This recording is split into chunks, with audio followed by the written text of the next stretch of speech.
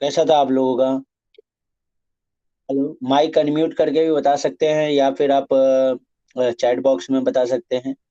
Tax का paper जो था, अ, मैंने ट्राई किया था कि जो भी मैंने आपको लेक्चर्स में पढ़ाया है उसी से रिलेटेड आपको टैक्स का पेपर हमने बनाया था। ये हमने कोशिश किया था। तो टैक्स का पेपर कैसा था आप लोगों को? अच्छा गया। प्रथमेश बोल रहे हैं। ओके। और बाकी लोगों को अनम्यूट करके भी बता सकते हैं कि क्या आप लोगों को डिफिकल्ट एरिया था या कुछ। नॉर्मली मैंने जो क्वेश्चंस वगैरह पूछे थे जो बहुत सिंपल सिंपल कैटेगरी के, अगर आपने लेक्चर वगैरह अटेंड किए रहेंगे तो आपको आता रहेगा। अगर नहीं लेक्चर अटेंड किए रहेंगे तो फिर आपको डिफिकल्टी लगा रहेगा थोड़ा। और जो जो क्वेश्चंस भी थे तो वो तो कुछ बुक के भी थे और कुछ मैंने नोट्स से क्रिएट किए थे। तो इस तरह से मिक्स क्वेश्चन था आपका। तो हेलो। हेलो। कैसा था पेपर आप? आधे सिंपल और आधे हार्ड थे, ओके। बेटा वो बैलेंस करना पड़ता है क्योंकि सारे सिंपल क्वेश्चन नहीं रख सकते रोल नंबर 4। थोड़ा तो हमें बैलेंस करना पड़ेगा आपको पेपर को। तो थोड़ा सिंपल थोड़ा हार्ड तो रहेगा ही। काफी लोगों को बहुत अच्छे मार्क्स मिले हैं। बट काफी लोगों पे को इतना ये होने के बाद भी, ऑनलाइन एग्जाम होने के बाद भी बहुत बड़ी मुश्किल से पास हो पाए हैं। तो समझ सकते हैं कि वो लोगों ने कभी लेक्चर्स वगैरह अटेंड नहीं किया रहेगा। तो देखो, एक सिंपल सी बात है, अगर आप लेक्चर्स डेली अटेंड करोगे तो आपको एग्जाम के टाइम पे ज्यादा बर्डन नहीं रहेगा। आपको काफी सारी चीजें आती रहेगी पहले से ही। और आपको उस टाइम पे ज्यादा कोई प्रॉब्लम नहीं होगी। अगर आप लेक्चर्स नहीं अटेंड करते हो तो आपको प्रॉब्लम ही प्रॉब्लम आएगी। तो जैसे कि, तो अब हम बात कर लेते हैं। और आई थिंक आप लोगों को सारे सब्जेक्ट का सिंपल ही पेपर रहा होगा। कोई सब्जेक्ट का ऐसा नहीं होगा कि जिसमें आपको ज्यादा बहुत ज्यादा डिफिकल्टीज आई रहेगी आप लोगों को। सिंपल ही रहा होगा। अब हम बात करते हैं सेमेस्टर 4 की आपकी। होप सो सब लोगों को बिना विदाउट एनी केटी सारे लोग सेमेस्टर 4 में आ गए होंगे। मुझे नहीं लगता कि किसी को केटी होना चाहिए अभी। किसी को केटी लगना चाहिए, ऐसा नहीं होना चाहिए। तो होप सो सबको केटी तो, किसी को भी केटी नहीं लगा होगा, ऐसा हम उम्मीद करते हैं। चलिए तो आगे मैं बढ़ता हूँ सेमेस्टर 4 की तरफ। सेमेस्टर 4 में आपको 7 सब्जेक्ट होंगे। There are 7 subject in semester 4। First subject होगा आपका फाइनेंशियल अकाउंटिंग पेपर 4, जो कि मनोज गुप्ता सर पढ़ाएंगे आपको। दूसरा होगा डायरेक्ट टैक्सेशन पेपर 2, जो कि मैं पढ़ाऊंगा। बराबर है। तीसरा आपका सब्जेक्ट जो है वो होगा आपका ऑडिटिंग, जो कि सीमा चौधरी मैडम पढ़ाएंगी। एंड फोर्थ सब्जेक्ट जो है आपका वो है आईटी, इंफॉर्मेशन टेक्नोलॉजी, जो कि आपको आशीष चौहान सर पढ़ाएंगे। उसके बाद फिफ्थ सब्जेक्ट जो है आपका वो आरएम है, रिसर्च मेथोडोलॉजी, जो कि आशुतोष शर्मा सर पढ़ाएंगे। और नेक्स्ट है आपका सिक्स सब्जेक्ट जो है आपका वो फाउंडेशन कोर्स है, एफसी है। एफसी आपका जो है दो लोगों मिल के पढ़ाएंगे, सीमा चौधरी मैडम और आशुतोष सर। और उसके बाद एक लॉ है, बिजनेस लॉ। आपको जैसे सेमेस्टर 3 में भी था सेमेस्टर 4 में भी होगा। तो आपको बीना मैडम पढ़ाएंगी। तो इस तरह से आपको 7 सब्जेक्ट होंगे और सातों ही सब्जेक्ट में आपको 100 मार्क्स का पेपर है। 25 इंटरनल एंड 75 एक्सटर्नल। जैसे अभी आपने एग्जाम लिखा है, इंटरनल में 20 मार्क्स का आपको पेपर लिखना होगा। 5 मार्क्स आपका class attendance as well as कैसा एक्टिव पार्टिसिपेशन है उसके ऊपर रहता है। ये तो आपको एज यू नो आपको पता ही है। और 75 मार्क्स आपका जो है एक्सटर्नल एग्जाम होगा। इस तरह से आपको, तो अब मैं बात कर लेता हूँ थोड़ा सा।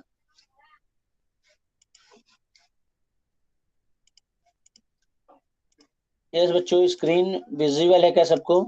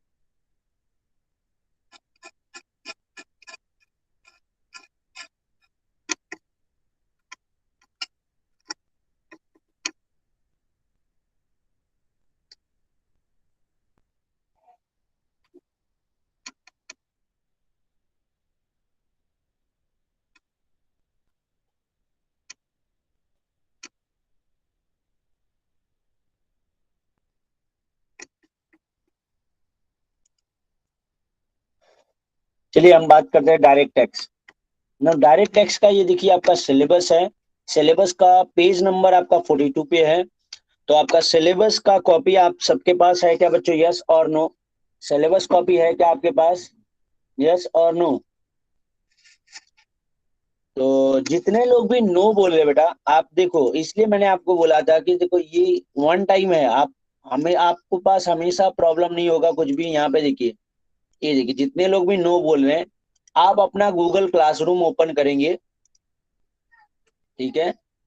ये देखिए जितने लोग भी नो बोल रहे हैं, जिनको बोल जो लोग बोल रहे हैं कि नहीं हमारे पास सर नहीं है, उन लोगों के लिए बता रहा हूँ। देखिए गूगल क्लासरूम ओपन करिए, हमारा जो है, ये लीजिए, ये आपका एस वाई ऐप है। और इसके क्लास वर्क वाले पार्ट पे जाइए, क्लास वर्क वाले पार्ट पे। क्लास वर्क में जाएंगे तो नीचे स्क्रॉल करेंगे डाउनवर्ड, सिलेबस करके लिखा होगा, और वहां पे लिखा होगा एस वाई ऐप सिलेबस। बराबर है? ये आपका सिलेबस है, यहीं से मैंने भी ओपन किया है, ये देखिए, ठीक है? तो 42 नंबर पेज पे है आपका। तो there are 8 chapters in this. आपका क्लबिंग ऑफ इनकम है। क्लबिंग ऑफ इनकम में हम बेसिकली बच्चों क्या समझने वाले हैं कि जैसे कि अब तक हमने प्रीवियस सेमेस्टर में हमने क्या देखा, एसएससी की खुद की इनकम हम लोग कैलकुलेट कर रहे थे। खुद की इनकम से मतलब क्या है? जैसे कि एसएससी के पास अपनी कोई इनकम थी, सैलरी है, कहीं जॉब कर रहा था तो सैलरी इनकम थी, हाउस प्रॉपर्टी, उसका कुछ का हाउस है, house property income, PGBP business कर रहा था, पीजीबीपी इनकम, कोई एसेट को बेचा, कैपिटल गेन इनकम, और इसके अलावा कोई उसका अपना अदर इनकम, इंटरेस्ट, डिविडेंड, ये सब जो है अदर इनकम। तो ये 5 हेड से जो उसकी इनकम आ रही थी वो उसकी खुद की इनकम थी। अब क्लबिंग इनकम क्या होता है बच्चों? क्लबिंग इनकम में मैंने बताया कि क्लबिंग ऑफ इनकम में क्या होता है कि हम किसी दूसरे पर्सन की इनकम को एसएससी की इनकम में क्लब करते हैं। फॉर एग्जांपल, ये हम लोग वहां डिटेल में पढ़ेंगे, पर फिलहाल मैं आपको थोड़ा सा हिंट देता हूँ। क्लबिंग इनकम क्या है? जैसे मान लेते हैं मैं वर्किंग हूँ। अब अगर मैं हाउस प्रॉपर्टी मेरे खुद के नाम से खरीदता हूँ तो क्या होगा? अब मैं हाउस प्रॉपर्टी खुद के नाम से खरीदा तो जो हाउस प्रॉपर्टी से इनकम आएगी वो मेरे नाम पे ही आएगी। तो अब मैंने क्या दिमाग लगाया, मेरे पास सैलरी इनकम भी आ रही है और मेरे पास हाउस प्रॉपर्टी इनकम आ रही है, तो दोनों इनकम मिल जाएगी तो ज्यादा टैक्स मुझे भरना पड़ सकता है। तो मैं क्या करूंगा, मैंने क्या किया, हाउस प्रॉपर्टी खुद के नाम पे ना परचेस करके मैंने मेरी वाइफ के नाम पे या मेरी मम्मी के नाम पे हाउस प्रॉपर्टी खरीद लिया। अब क्या हुआ, इनकम डाइवर्ट हो गई। हालांकि खरीदा मैंने ही, लेकिन मैंने क्या किया, मेरे मम्मी के नाम पे खरीदा या मेरे डैडी के नाम पे खरीदा। अब इससे होगा क्या, इनकम जो होगी वो मेरी मम्मी या मेरे डैडी के नाम से आएगी, या मेरी मम्मी के नाम से फॉर एग्जांपल आ रही है। तो अब होगा क्या, अब लेकिन एक्चुअली वो इनकम किससे बिलोंग करती है बताओ बच्चों? एक्चुअल देखा जाए, टेक्निकली देखा जाए तो इनकम किसके पास है? मैंने टैक्स चोरी करने के इंटेंशन से, टैक्स इवेजन के इंटेंशन से मैंने क्या किया, इनकम को डाइवर्ट किया। तो एक्चुअली बताओ बच्चों, टेक्निकली वो इनकम किससे बिलोंग करती है, मुझसे या मेरी मम्मी से? हेलो? हाँ, मुझसे, वेरी गुड। तो वही हम, क्योंकि ऑब्वियसली अगर मैं वो प्रॉपर्टी मैंने परचेस किया है तो मैं मेरे नाम से परचेस करता, तो गवर्नमेंट क्या बोलती है बच्चों इस केस में, कि वो प्रॉपर्टी भले ही आपके मम्मी के नाम पे है, इट्स ओके, कोई प्रॉब्लम नहीं, भले ही लीगली जो है उसका इनकम जो है मम्मी के नाम से आ रहा है, लेकिन वो जो इनकम है, जो इनकम उसके ऊपर टैक्स की जब बात आएगी तो टैक्स तो आपको ही भरना पड़ेगा, मतलब टैक्स वो मुझे भरना पड़ेगा। तो उसको हम लोग बोलते हैं क्लबिंग। तो क्लबिंग में हम देखेंगे, अब set of and carry forward of losses, ये क्या होता है? Set of and carry forward of losses का मतलब क्या होता है? जैसे कि बच्चों हमें अभी पिछले सेमेस्टर से ही हम जब भी बात करें इनकम इनकम इनकम इनकम की ही बात कर रहे हैं। और इनकम पे हम टैक्स लगाएंगे, income from salary, income from PGBP, income from capital gain, income from other sources, इस तरह से हम लोग जो है इनकम की बात कर रहे हैं। लेकिन जहां पे भी जिस भी पर्टिकुलर सोर्स में हम इनकम की बात कर रहे हैं, वहां पे there are chances to losses also. अब बताओ बच्चों, बिजनेस में प्रॉफिट ही होगा, लॉस नहीं हो सकता? बताओ मुझे, क्या जरूरी है बिजनेस में हमेशा प्रॉफिट हो? लॉस हो सकता है या नहीं हो सकता बताओ? पॉसिबिलिटी है क्या लॉस की? यस और no? Yes, there are possibility of losses. बराबर है? There are possibility of losses. In that case अभी मुझे करना क्या चाहिए? अब मैं इन दैट केस हमें गवर्नमेंट क्या बोलती है कि आप लॉसेस को सेट ऑफ ले सकते हो, मतलब आप अपनी लॉसेस को इनकम जो है उससे माइनस कर सकते हो, तो आपकी इनकम रिड्यूस हो जाएगी। देखेंगे तो हम कौन से लॉसेस को माइनस करेंगे, कौन से लॉसेस को माइनस नहीं करेंगे, तो ये सारे प्रोविजन हम लोग अगले चीजों में अगले आगे देखेंगे कि कैसे करना है और क्या करना है। तो इसमें हम लोग अभी ज्यादा डिटेल में नहीं जाएंगे। तो सेट ऑफ का मतलब आपको समझा रहेगा कि हम लॉसेस को माइनस करके लेंगे, बट कौन से लॉसेस को आगे हम जब चैप्टर डिटेल में पढ़ेंगे तब। अब composition of tax liability of individual and HUF मतलब क्या है, जैसे हमने इनकम फ्रॉम सर पिछले सेमेस्टर में हमने क्या निकाल रहे थे, हम लोग खाली नेट टैक्सेबल इनकम निकाल रहे थे। मतलब हमने ये नहीं बताया, पिछले सेमेस्टर में जब हमने सीखा तो हम बता रहे थे कि ये कि कितनी इनकम है, जैसे मिस्टर ए है, मिस्टर ए की इनकम हम कैलकुलेट करें तो हम ये बताए थे पिछले सेमेस्टर में कि कितनी ऐसी इनकम है मिस्टर ए की जिसपे गवर्नमेंट टैक्स लगाएगी। बराबर है। जैसे हमने पिछले सेमेस्टर में बताया कि नेट टैक्सेबल इनकम 8 लाख है, तो बताओ बच्चों वो 8 लाख टैक्स है क्या, गवर्नमेंट को 8 लाख टैक्स भरना है क्या, बताओ। नो, वो क्या है, 8 लाख जो है वो आपका नेट टैक्सेबल इनकम है, मतलब उस 8 लाख पे गवर्नमेंट जो है टैक्स कैलकुलेट करेगी। तो अब हमें यहाँ पे आगे वाला प्रोविजन देखना है कि उस 8 लाख पे कैसे टैक्स कैलकुलेट होगा, कितना परसेंट से होगा, कितना एज रहेगा, वो सारी चीजें हम डिटेल में आप न्यूज वगैरह में देखते रहेंगे कि आपका स्लैब रेट होता है 5 लाख तक एग्जेम्प्ट है, ऐसा एक आधा बार आपने न्यूज वगैरह में देखा रहेगा, ऐसा सब चीजें सुना है क्या बच्चों, ये न्यूज में सुना है क्या आप लोगों ने, हेलो, सुना है आप लोगों ने, नो, तो ठीक है, कोई बात नहीं बच्चों। अब आप अगर सीख लेंगे यहाँ पे तो आपको अपना नेक्स्ट ईयर से अगर आप अपने पेरेंट्स का इनकम टैक्स रिटर्न फाइल करना चाहते हैं तो कर सकते हैं, क्योंकि आप अवेयर हो जाएंगे कि कैसे टैक्स कैलकुलेट करना है, क्या चीजें है और क्या है। नाउ नेक्स्ट है आपका रिटर्न ऑफ इनकम। इनकम जैसे कि आप ये जैसे आप लोगों ने पढ़ाई किया, बात समझ में आए, आप लोग क्या करते हो, स्टडी करते हो, जैसे अभी हम आपको पढ़ा रहे हो तो पूरे साल आप क्या करते हो, पढ़ाई करते हो, ठीक है। तो अब हम कैसे माने कि आपने कितना सीखा क्या किया, तो आप उसका क्या करते हो, एक एग्जाम लिखते हो, बराबर है, एग्जाम लिखते हो, तो रिटर्न करते हो कि आपको कितना नॉलेज है उसके बारे में बताते हो एग्जाम पेपर में, और उसके बाद आपको हम उसको चेक करते हैं कि बाबा जो आपने लिखा है वो सही है या गलत। तो इन सिमिलर मैनर यहाँ पे भी होता है, पहले पूरे साल आप इनकम को अर्न करोगे, फिर आप उसको रिटर्न, रिटर्न का मतलब आप उसे बताओगे गवर्नमेंट के कि ये पर्टिकुलर सोर्स से हमने इतना पैसा कमाया, ये पर्टिकुलर सोर्स से हमने इतना पैसा कमाया, तो उसको रिटर्न ऑफ इनकम बोलते हैं बच्चों, ठीक है। नेक्स्ट है tax deducted at source and advance tax interest payable. ये क्या होता है यहाँ पे, tax deducted at source, TDS, और इसका नाम सुना होगा आपने एक दो बार, मैंने आपको बताया रहेगा, टीडीएस कटता है, टीडीएस सैलरी से भी कटता है। तो ये टीडीएस क्या होता है, एडवांस टैक्स क्या होता है, अब तक हमने बताया कि प्रीवियस ईयर में हम इनकम को अर्न करेंगे और असेसमेंट ईयर में हम इनकम टैक्स को पे करेंगे। अब यहाँ पे हम देखेंगे कि एडवांस टैक्स क्या होता है, टीडीएस क्या होता है, इंटरेस्ट क्या होता है। डीटीएए इसका मतलब है डबल टैक्सेशन अवॉइडेंस एग्रीमेंट। अब यहाँ पे हम सीखेंगे सेक्शन 99 91 के थ्रू कि हमें अगर जहां पे डबल टैक्सेशन चार्ज होता है तो उसको कैसे अवॉइड, देखो हमारी गवर्नमेंट का इंटेंशन बहुत क्लियर है कि आपसे दो एक ही इनकम पे 2 बार टैक्स कलेक्ट नहीं करना चाहती। हमारी गवर्नमेंट बहुत क्लियर है, हमारी गवर्नमेंट चाहती है कि आप एक ही इनकम पे 2 बार टैक्स नहीं भरो। तो गवर्नमेंट का इंटेंशन ये क्या है कि किसी भी इनकम पे आप एक बार टैक्स भरो, एक से ज्यादा बार टैक्स भरने का कोई जरूरत नहीं है। तो उसको हम लोग बोलते हैं डबल टैक्सेशन अवॉइडेंस एग्रीमेंट। तो हम कैसे उसको प्रोविजन को, अगर डबल टैक्सेशन एग्जिस्ट करेगा तो उसको हम कैसे एलिमिनेट करेंगे, ये हम देखेंगे डबल टैक्सेशन अवॉइडेंस एग्रीमेंट में।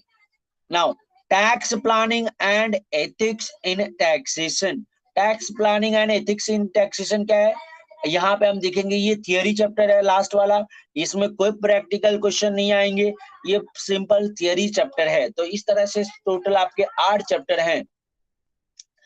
तो बच्चों अभी आपको करना क्या है, मेन अभी आपको करना ये है, ये देखो हमारा डिटेल्ड सिलेबस है, मतलब इन डिटेल हम क्या क्या पढ़ने वाले, जैसे क्लबिंग ऑफ इनकम में सेक्शन 60 से लेके सेक्शन 65 तक पढ़ने वाले हैं, सेट ऑफ में 70 से लेके 74 तक, और उसके बाद कंपटीशन, ये सारी चीजें हम पढ़ने वाले हैं। तो ये आप एक काम करना है, ये है आपको कि ये पूरा सिलेबस जो है बच्चों, यहाँ से लेके पेज नंबर 40, मैंने आपको बताया पेज नंबर 45 पे है, 42 पे है, पूरा सिलेबस आपको नोटबुक में लिख लेना है बच्चों। ये चीजें ध्यान में रखें, ठीक है। ये पूरा सिलेबस आप 42 और 43 वाला पेज का नोटबुक में लिख लेंगे, ठीक है। सिलेबस कहाँ से मिलेगा आपको, समझ में आया बच्चों सिलेबस कॉपी? हेलो, तो चाहिए आपको सारे लोग जो ज्वाइन है यहाँ पे, सारे लोग हैं ना यहाँ पे गूगल क्लासरूम में, है ना सारे लोग? कोई ऐसा तो नहीं है जो गूगल क्लासरूम में नहीं ज्वाइन है? ओके, तो सबको मिल सकता है ना, सिलेबस मिल सकता है सबको? तो नोट डाउन करके रखेंगे सिलेबस आप लोग, चलेगा ना? नोट डाउन करके रख लीजिए आप लोग सिलेबस कॉपी। ओके,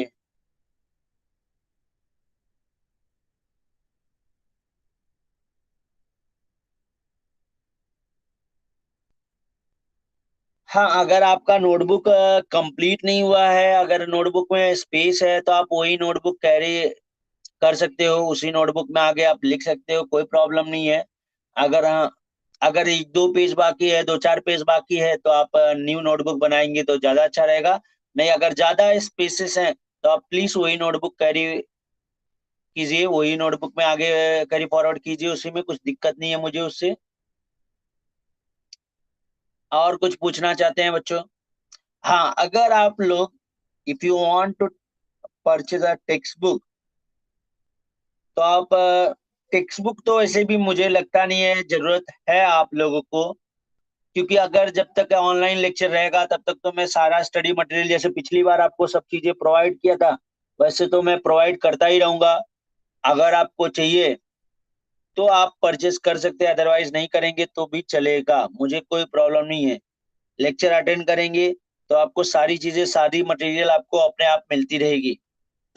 परचेस करना चाहते हैं तो मनन का टेक्स्ट बुक परचेस करिए, बट आप रिसेंट एडिशन परचेस करेंगे, मतलब न्यू टेक्स्ट बुक परचेस करेंगे। क्यों? क्योंकि मैंने आपको पहले भी बताया था, टैक्स में हर साल अमेंडमेंट होता है, और हर साल सारी चीजें, अभी जैसे पिछले सेमेस्टर की बात करें तो पिछले सेमेस्टर में ज्यादा अमेंडमेंट नहीं हुआ था, ज्यादा चेंजेस नहीं आए थे, लेकिन ये वाले सेमेस्टर में आपको वास्ट अमेंडमेंट हुआ है। टैक्स के प्रोविजन, टैक्स के रेट में चेंजेस हुआ है। तो यहाँ पे अगर आप टेक्स्ट बुक ओल्ड परचेस करते हैं तो वो टेक्स्ट बुक लेके कोई मतलब नहीं है आपको। अगर आपको कोई टैक्स का ओल्ड टेक्स्ट बुक दे रहा है तो प्लीज डोंट परचेज, आप न्यू टेक्स्ट बुक ही परचेस करें, तो ये मेरा आपसे रिक्वेस्ट है, ठीक है। बोलिए,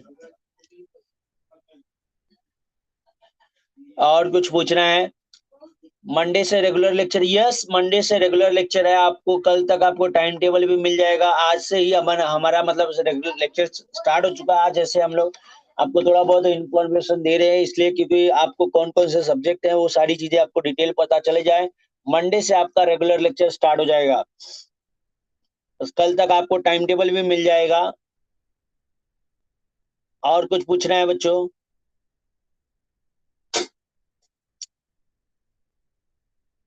तो सिलेबस कॉपी कहाँ से मिलेगा, वो आपको पता चल गया है। सिलेबस आपको नोटबुक में लिखना है, ये देखिए सिलेबस है हमारा, और हमारा आपके गूगल क्लासरूम में है, तो वहां से मिल जाएगा आपको, ठीक है।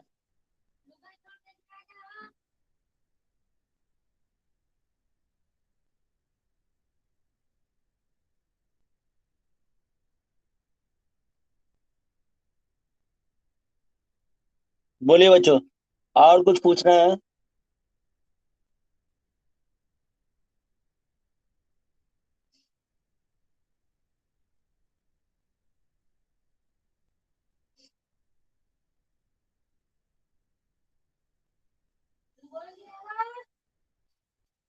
ठीक है, तो और कुछ पूछना नहीं चाहते तो आज के लिए बस इतना ही।